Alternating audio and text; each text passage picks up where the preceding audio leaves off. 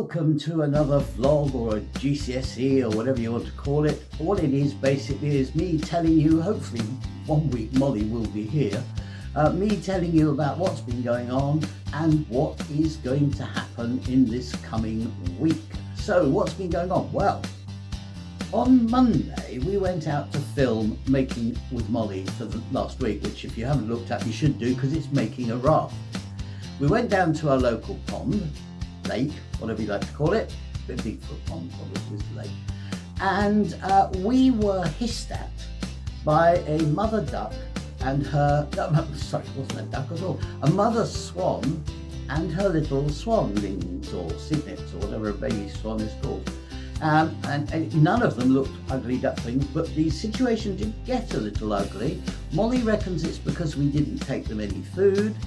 I reckon it's because they didn't like us. And there we are, that's it. So that's really what only exciting thing that happened last week. On this week's show, I don't know why I said that. On this week's vlog, I'm going to tell you about what is going to be coming on this week. Here's the vlog, you can watch that today. And then tomorrow, on Tuesday, it will be story time. And this week's story, another one about Pip the Pixie by Ian Blyton, and it's called Wanted, a Suit of Armour, which ties in incredibly nicely with what you're going to get on Wednesday, because on Wednesday we're going to do have a go at history in the time of the Stuarts, 1601 to 1700, and a suit of armour would have been very, very useful. We had a civil war, partly because Charles I believed he had the divine right to rule and nobody could stop him. He probably thought at the time he had the divine right to keep his head on his body, but he got that one wrong as well. We had Oliver Cromwell, after they'd beheaded the king. Then we had, after Cromwell died, we had Parliament inviting Charles's son to come back. He was Charles II, and he did. And then after he died with no children, well, no legitimate children, there were quite a few maybes, but when he died, his brother came to the throne. Now the problem was his brother was a Catholic, and if you remember back to the Tudor times, Catholics were a bit of a no-no. So people got a bit worried about that. He said, no, everybody can celebrate their own religion, I don't mind, but nobody really believed him. He may have had his hands behind his back with his fingers crossed. So after 3 years, they invited Charles, the first granddaughter, to come and rule. And she had gone off to the Netherlands. She was a Protestant. She'd gone off to the Netherlands and married a Prince of Orange. No, not the President of the United States, a Prince of the province of Orange. And his name was William. And Mary said, yeah, okay, I'll come over and rule as long as I can bring William with me. And knowing that my parents were going to be called William and Mary, they said, that's a good idea.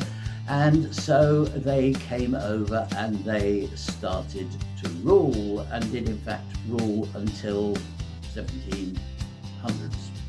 Although Mary actually died. So he was William III, she was Mary II. And then on Thursday, after we've got rid of the king and had the plague and the Great Fire of London and goodness knows what else, on Thursday we'll be making with Molly, and I am told reliably that we're going to be making a den. There we go. That will be good. And then Friday, best bit of all, we come to my favourite county in all of England. We come to Cornwall. I must have been on holiday to Cornwall over a dozen times.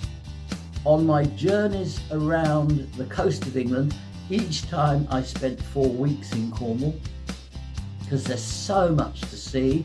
I'm going to tell you something that happened in Cornwall, which actually started happening around about the Bronze Age. In fact, if it hadn't happened, there might not have been a Bronze Age.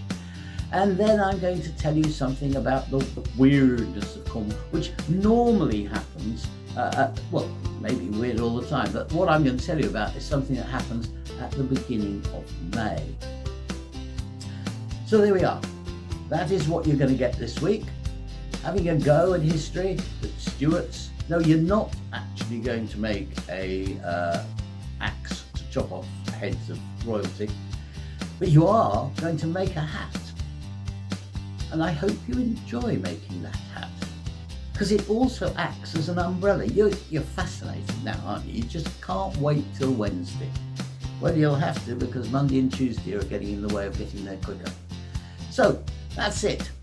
I hope I'm going to be able to see you again next week. Next week could have a very important announcement.